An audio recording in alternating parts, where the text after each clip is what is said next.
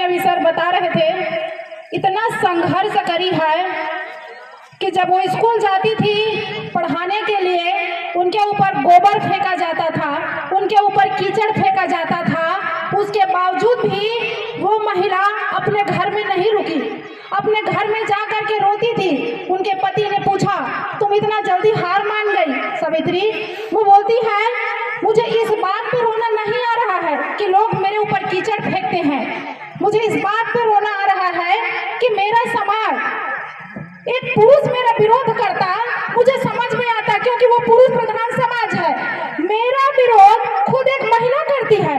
मैं उनमें शिक्षा की अलग जगाना चाहती हूँ, मैं उनको शिक्षित करना चाहती हूँ, लेकिन वो महिलाएं मुझे गंदी नजर से देखती है, मेरा बुराई करती है, मुझे पे कीचड़ डालती है। मुझे इस बात का रोना है और इसलिए मैं रो रही हूँ, बोलती है। आज भी मुझे उनका जो वो एक वाक्य है वो याद आता है।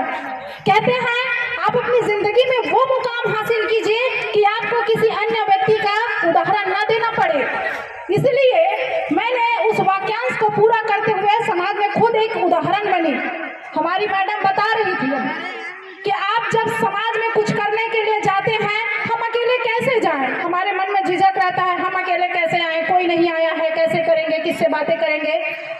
खलीफा डहरिया जब घर से निकली थी, आज से 5 साल पहले, मेरा उम्र मात्र 19 साल का था। 19 साल में मैंने MSc कंप्लीट किया। उसके बाद जब मैं घर से निकली, राजनीति में आई, 1000 लड़कों के बीच में अकेले जाती थी खलीफा डहरिया। मुझे कभी किसी व्यक्ति से ईर्ष्या द्वेष दलन नहीं रहा। मैंने कभी भी एक व्यक्ति से अपेक्षा नहीं रखा कि वो महिला मेरे साथ में आए। आज छत्तीसगढ़ का अकेले नेतृत्व करती है समाज में, और आज भी जलन नहीं करती, आज भी किसी से ईर्ष्या द्वेष नहीं करती, ना किसी से उम्मीद रखती है। लेकिन मैं उनसे प्रार्थना करती हूँ, मैं उनसे निवेदन करती हूँ, आज मैं अपने दम पे घर से निकली हूँ, आप भी अपने दम पे अपने घर से निकलिए।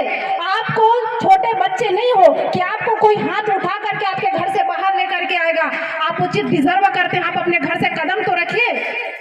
मैं भी उस समाज से आती हूँ जहाँ पे बेटी के सर पे अगर आज दुपट्टा नहीं रहता है ना, हमको लोग गंदी नजर से देखते हैं। हम कहीं पे जाते हैं, दुपट्टा संभालते हैं, सर पे पल्लू होता है। आज मैं कोट सूट में घूमती हूँ, आज मैं 1000 लड़कों के बीच में जाकर के नेतृत्व करती हूँ। आज जहाँ पे लड़के लोग बैठते हैं, वहाँ पे मैं मंच में जा करके उनके बीच में अपनी बातों को रखती हूँ। मैंने समाज में उदाहरण पेश किया, लेकिन वहाँ पे मैंने किसी व्यक्ति को साथ लेकर के या फिर उनसे उपेक्षाएं नहीं की कि वो जाएगी तभी मैं जाऊंगी। आज मैं वहाँ पे पहुंची हूँ और अन्य लोग मुझे देख करके वहाँ पे आना चाहते हैं, वो मेरी उपलब्धि थी। तो कहने का मतलब ये है, आप यहाँ पे आना चाहते हैं, वो आपके ऊपर निर्भर करता है। वो महिला जब हमारे समाज को जगाने के लिए आई, एक महिला ने ही उसका विरोध किया। आज जब मैं समाज में आती हूँ, कोई पुरुष वर्ग मेरा विरोध नहीं करता है कि तुम मंच पे जाती हो, तुम ये बोलती हो। ये GPS समिति के सदस्य बैठे हुए हैं, आज अगर मैं जो कुछ भी हूँ इनके बदौलत हूँ। इन्होंने हर मंच पे मुझे प्रमोट किया, हर क्षेत्र पे, चाहे वो आर्थिक क्षेत्र में हो, चाहे सामाजिक में हो, चाहे राजनीति में हो। तुम मुझे डिजर्व करती हो।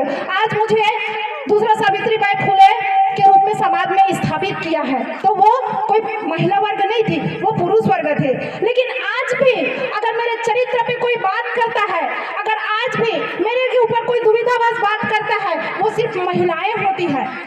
आपको बताने का मेरा सारांश ये है कि हमको यहाँ तक लाने पे पुरुष वर्ग ने किसी भी प्रकार का रोक टोक नहीं किया है, या फिर ऐसा नहीं कह सकते कि एक सिक्का का 2 पहलू होता है।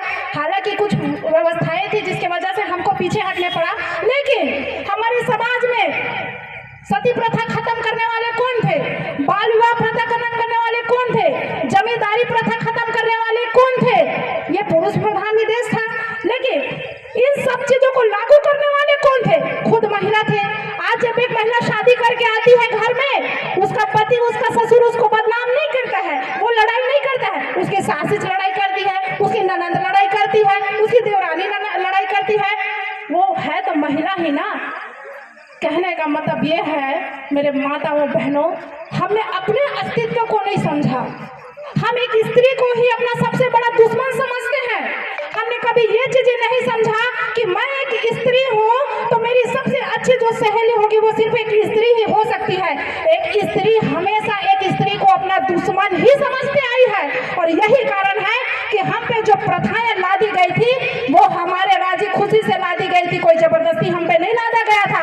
आज जब हम अपने घर से, मैडम अभी अपने घर से बाहर निकल के आई है ना, वो उस चीज से स्वतंत्रता से उस चीज को घर से लांग करके आई है। अगर वो खुद अपने घर में सिकुड़ करके बैठ जाती, नहीं जाता, मैं नहीं जाती, मेरे को अच्छा नहीं लगता मंच पे बैठना, हम नहीं निकल पाते, लेकिन हमने उस बेड़ियों को तोड़ने का हिम्मत दिखाया, तब जा करके आज हम यहाँ पे बैठे हुए हैं। मैं 2-3 मंच अटेंड की हूँ जहाँ पे मैं हमेशा जांगड़ी मैम को देखती हूँ और उनको देखती हूँ मुझमें एक एनर्जी आता है। उसका एग्जाम्पल भी मैं देती हूँ। एक समाज, जब हमारे समाज के ऊपर बोलते थे कि हम एक यहाँ तक किराना स्टोर भी खोल लेते हैं ना, लोग हमारे समाज से सामान खरीदना पसंद नहीं करते, लेकिन हमारे कवर्धा क्षेत्र में जब मैडम ने हॉस्पिटल खोला, आज मैं लिख के दे सकती हूँ, रायपुर से जो महिलाएं होती हैं वो रायपुर से भी उनके पास में इलाज कराने के लिए आती है। मैं खुद बिलासपुर में रहती हूँ, मेरे पड़ोस में बोलती हैं आपके क्षेत्र में जो जांगड़ी मैडम है ना, सबसे बेस्ट डॉक्टर है, उनके जैसे मैंने आज तक नहीं देखा। वो हमारे समाज की महिला है, उन्होंने उस चीज को करके दिखाया है। अगर वो भी सोचती अरे मैं भले डॉक्टर बन गई, मैं किसी पे अच्छे सरकारी हॉस्पिटल में नौकरी कर लेती हूँ, हमारे वैसे भी हमारे कास्ट के लोगों के पास तो कोई इलाज करवाने के लिए आता, आज छत्तीसगढ़ में उनका नाम नहीं होता, लेकिन उन्होंने जो चीजें होता है ना कि जो चीजें हम नहीं कर सकते, उन चीजों को उन्होंने करके दिखाया, इसलिए मैं उनका हमेशा सम्मान करती हूँ। और वो मुझमें एक, उनको मैं आइडल के रूप में उनको देखती हूँ कि जो चीजें इम्पॉसिबल होता है उन्होंने पॉसिबल करके दिखाया। आप अपना बेस्ट दीजिए ना, कौन समाज आपको सम्मान नहीं करेगा? आज मेरे को आदिवासी सम्मान करता है, आज मेरे को एससी समाज सम्मान करता है, आज मेरे को ये ब्राह्मण वर्ग भी सम्मान करता है। खलीफा ढारिया को जाति के बदौलत को सम्मान नहीं करता है, मेरी टैलेंट पे करते हैं, मेरी बातों पे करते हैं। लोगों को भरोसा है कि वो एक लड़की के लिए काम नहीं करती है। अगर एक ब्राह्मण वर्ग की भी बेटी है ना, वो सबसे पहले नारी जाति से आती है, उसके बाद वो ब्राह्मण की बेटी है, तो मैं उस नारी के लिए लड़ती हूँ, इसलिए मेरी बातों पे यकीन करते हैं। तो उसी तरीके से मैम ने जो चीजें करके दिखाया हो, वाकई में मुझे प्राउड फील होता है, उनको मैं देखती हूँ। तो आप लोग भी, मेरे समाज की जो माताएं बहनें हैं, आप ये मत सोचिए कि हम लोग ये चीज नहीं कर सकते, ये चीज इम्पॉसिबल है हमारे लिए है, हम इस जाति से आते हैं। आप अपना बेस्ट दीजिए ना, हर कोई आपको स्वीकार करेगा। आज खलीफा ढारिया को हर मंच पे लोग स्वीकार करते हैं ना, आज जांगड़े मैडम के पास में हर एक वर्ग का इलाज करवाने के लिए आते हैं ना। आज हमारे जो शिक्षक या मैडम बैठे हुए हैं, हर वर्ग के बच्चे को शिक्षा देती है, हर वर्ग के बच्चे को, वो बेस्ट टीचर है उनके नजर में। वो ये नहीं सोचती है कि वो आदिवासी मैडम है, वो फलाने मैडम है, वो बस ये समझते हैं कि वो हमारे लाइफ की सबसे बेस्ट मैडम है, क्योंकि